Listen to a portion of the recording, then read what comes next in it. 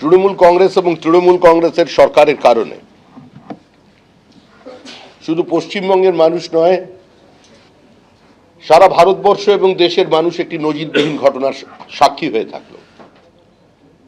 12টি রাজ্যে এসআইআর চলছে। অবিজেপি শাসিত রাজ্য কেরল এবং তামিলনাড়ুতে এসআইআর সম্পূর্ণ হয়েছে। কিন্তু যেদিন থেকে এসআইআর প্রক্রিয়া মানে ভোটার লিস্ট শুদ্ধিকরণের প্রক্রিয়া, ভেজাল মুক্ত ভোটার লিস্টের প্রক্রিয়া, ত্রুটিমুক্ত ভোটার লিস্টের প্রক্রিয়া পশ্চিমবঙ্গে শুরু হয়েছে, সেদিন থেকে পরিকল্পিতভাবে তৃণমূল কংগ্রেসের মুখ্যমন্ত্রী, তৃণমূল কংগ্রেসের সমস্ত নেতারা একটি ধর্মীয় বিভাজন তৈরি করেছেন, ধর্মান্ধতার কাছে আত্মসমর্পণ করেছেন। এবং গতকাল সুপ্রিম কোর্টের নির্দেশে যখন বিচারপতিরা এই অভিযানে সামিল হয়েছেন, তাদের উপরে 15 ঘন্টা ধরে যে আক্রমণ চলল তা সম্পূর্ণভাবে সংসদীয় রীতি নীতি, শিষ্টাচার, যুক্তরাষ্ট্রীয় ব্যবস্থা, ভারতীয় সাংবিধানিক মানুষের অধিকার এবং সমস্ত নির্বাচনী প্রক্রিয়াকে আজকে লঙ্ঘন করে ফেলল। এটা কোনো বিচ্ছিন্ন ঘটনা নয়, এটা কোনো স্থানীয় মানুষের জনরোষ নয়, এটা পরিকল্পিত। উত্তরবঙ্গ থেকে দক্ষিণবঙ্গকে বিচ্ছিন্ন করে দেওয়ার জন্য আমাদের যে মেরুদণ্ডের মতো যে রাস্তাটি আছে, সেই রাস্তার উপরে বন্ধ রেখে সেখানে রান্না করে সেখানে আগুন জ্বালিয়ে আজকে এতজন বিচারককে সেখানে আটকে রাখা হলো, এবং যাদের মধ্যে মহিলারাও ছিলেন। আজকে উত্তরবঙ্গ থেকে দক্ষিণবঙ্গকে বিচ্ছিন্ন করে দেওয়ার একটা সুপরিকল্পিত প্রয়াস চলেছে। যেভাবে কিছু মানুষ আমাদের সীমানার ওপারে বসে বলছে যে আমরা যে কোনো মূল্যে চিকেন নেককে সরিয়ে দিয়ে আমরা আমাদের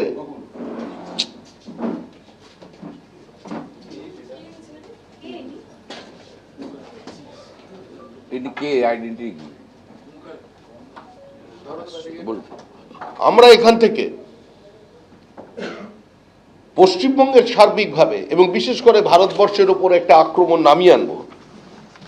আজকে তার একটা সামগ্রিক প্রতিফলন হয়েছে গতকালকের ঘটনায়। সুজাপুরের 2,69,000 ভোটারের মধ্যে 1,35,000 ভোটারের নাম যাচাইকরণের আওতায় আনা হয়েছিল। এই সীমান্তবর্তী এলাকার জনবিন্যাস বদলে যাচ্ছে।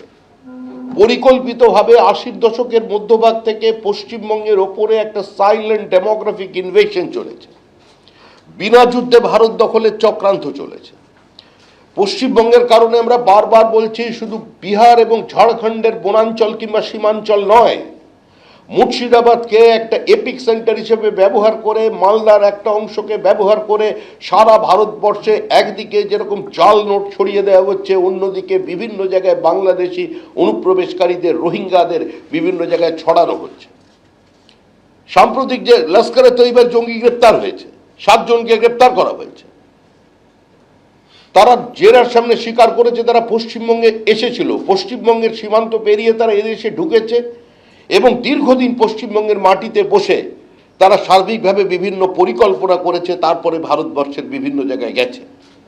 কেন্দ্রীয় সরকারের পক্ষ থেকে বারবার এই সরকারের ইন্টেলিজেন্সের কাছে ইনপুট পাঠানো হয়েছিল যে বাংলাদেশ বর্ডার কিছুটা সিকিউরড হয়ে যাবার পরে কুচবিহারকে সেন্টার করে বিভিন্ন জায়গায় কোভিড কালে আজকে এই ধরনের জঙ্গি গোষ্ঠীগুলো তাদের মডিউল তৈরি করছে এবং কুচবিহার থেকে পশ্চিমবঙ্গের বিভিন্ন জায়গায় ছড়িয়ে পড়ছে। এই সরকার তাদের বিন্দুমাত্র কর্ণপাত করেনি, কারণ এই সরকার কার্যত বাবরের সরকার, এই সরকার মৌলবাদীদের সরকার, এই সরকার বিভাজনকামী সরকার, এই সরকার সমাজকে ধর্মের নামে ভেঙে টুকরো করে দেওয়ার সরকার। সবচেয়ে দুর্ভাগ্যের বিষয় হলো, যে বাংলার মাটিতে দাঁড়িয়ে কবিরা কবিতা লিখেছিলেন, তোমরা আমার বটের ঝুড়িতে সুতো বাঁধো, আমি তোমাদের পীরের দরগায় চিরাগ জ্বালি, আমরা ভাষায় এক, ভালোবাসায় এক, মানবতায় এক, আমরা বিনা সুতোয় রাখি বন্ধনের কারিগর আমরাই। আজকে সেই বাংলা সম্পর্কে সুপ্রিম কোর্ট তাদের অবজারভেশনে কি লিখছে দেখুন, we have never seen such a polarised state. এটা সুপ্রিম কোর্টের অবজারভেশন।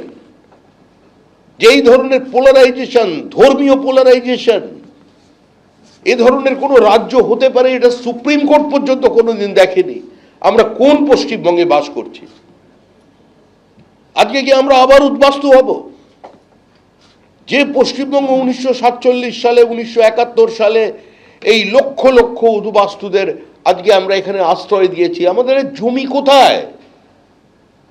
জমি নেই। এবার পশ্চিমবঙ্গের বাঙালিদের ভাবতে হবে তারা কোথায় যাবেন। দণ্ডকারণ্যে জমি নেই উড়িষ্যায়, আজকে উত্তরপ্রদেশের বেতুলে জমি নেই, রায়পুরে নেই, বিলাসপুরে নেই, অন্ধ্রপ্রদেশে নেই। তাহলে বাঙালি হিন্দু কোথায় যাবে? আমরা হিন্দু মুসলমানের রাজনীতি করতে এখানে আসিনি। আমাদের কাজ গোটা পশ্চিমবঙ্গবাসীকে নিয়ে, যারা ভারতীয় মুসলমান আছেন তাদের সঙ্গে আমাদের কোথাও কোনো বিরোধ নেই। কিন্তু আজকে এই নির্বাচন, যখন পশ্চিমবঙ্গকে পশ্চিম বাংলাদেশ না বানানোর নির্বাচন, সেই নির্বাচনের প্রাক্কালে দাঁড়িয়ে হিন্দুদের সঙ্গে সঙ্গে আজকে যারা মুক্ত মনস্ক, প্রগতিশীল, শিক্ষিত মুসলমান ভাই বোনেরা আছেন তাদেরও চিন্তা করতে হবে যে তারা কোন রাজ্যের অধিবাসী হতে চলেছেন। ওপারের বাংলাদেশে যে ঘটনা ঘটেছে, এপারেও সেই ঘটনার একই প্রতিফলন।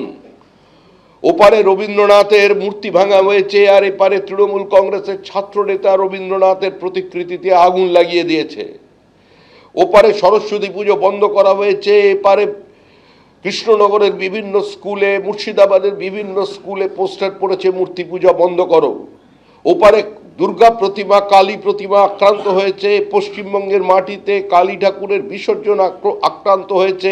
মা কালীকে আজকে পুলিশ ভ্যানে তুলে নিয়ে যাওয়া হয়ে মা কালীকে অ্যারেস্ট করে নিয়ে চলে যাওয়া হচ্ছে। মোথাবাড়ি বিধানসভার কালিয়াচক 2 নম্বর ব্লক অফিস, ঠিক সেখানে গতকালকে অন্যান্য দিনের মতোই বুধবার 11টা নাগাদ থেকে শুনানির কাজ শুরু করেছিলেন 7 জন বিচার বিভাগীয় আধিকারিক। এবং সেই শুনানি যখন হচ্ছিল বিকেল 4টের পর থেকেই কিন্তু তাদেরকে আটকে রাখা হয় এবং প্রায় 8 থেকে 9 ঘন্টা তাদেরকে এই ভেতরেই আটকে রেখে ছিলেন স্থানীয় বাসিন্দারা, যাদের বক্তব্য ছিল যে তারা বৈধ ভোটার হওয়া সত্ত্বেও তাদের কিন্তু নাম বাতিল করা হয়েছে। যে কলাপসেবল গেট এই মুহূর্তে দেখা যাচ্ছে সেটা পুরোপুরি বন্ধ করে দেওয়া হয় এবং সেখানে গাছের গুড়ি এনে এরকমভাবেই বিভিন্ন গাছ আর কি দরজার কাঠ এনে পুরোপুরি আটকে এখানে কিন্তু বিক্ষোভ তারা দেখাচ্ছিলেন। এবং প্রায় 8 থেকে 9 ঘন্টা বিচার বিভাগীয় আধিকারিকরা ভেতরে তারা আটকে পড়েছিলেন, সেখানে মহিলা বিচারকও সেখানে উপস্থিত ছিলেন। এবং এই মতো পরিস্থিতি থাকার পরে রাত্রির 12টার পরে জেলার এসপি কেন্দ্রীয় বাহিনী নিয়ে আসেন এবং তারপরে তাদেরকে উদ্ধার করে এখান থেকে যখন তাদেরকে বের করে নিয়ে যাওয়া হয় তখন সেই গাড়ির উপরেও কিন্তু ইট বৃষ্টি করা হয়। স্বাভাবিকভাবে গতকালকের এই ঘটনার পরে আজকে শুনানি পর্ব পুরোপুরি স্থগিত রয়েছে এবং এখানে দেখা যাচ্ছে যে সেন্ট্রাল ফোর্স কিন্তু মোতায়েন করা হয়েছে। এবং গতকালকেও কিন্তু যেটা বারবার প্রশ্ন উঠছিল যে সেন্ট্রাল ফোর্স কোথায় ছিল যখন এখানে শুনানির কাজ চলাকালীন 7 জন বিচার বিভাগীয় আধিকারিককে কার্যত আটকে রাখা হয়েছিল এখানে, এবং তারপরে তারা জল পর্যন্ত পাননি, তারা খাবার পর্যন্ত তাদেরকে দেওয়া হয়নি। সেই সময় প্রশাসনিক কোনো আধিকারিককেও তাদেরকে উদ্ধার করতে দেখা যায়নি। এবং রাত্রির 12টার পর যখন তাদেরকে এখান থেকে বের করে নিয়ে যাওয়া হলো তখন তাদের উপর যেভাবে হামলা হলো, স্বাভাবিকভাবে কিন্তু জেলা পুলিশ প্রশাসনের ভূমিকা নিয়ে উঠছে প্রশ্ন।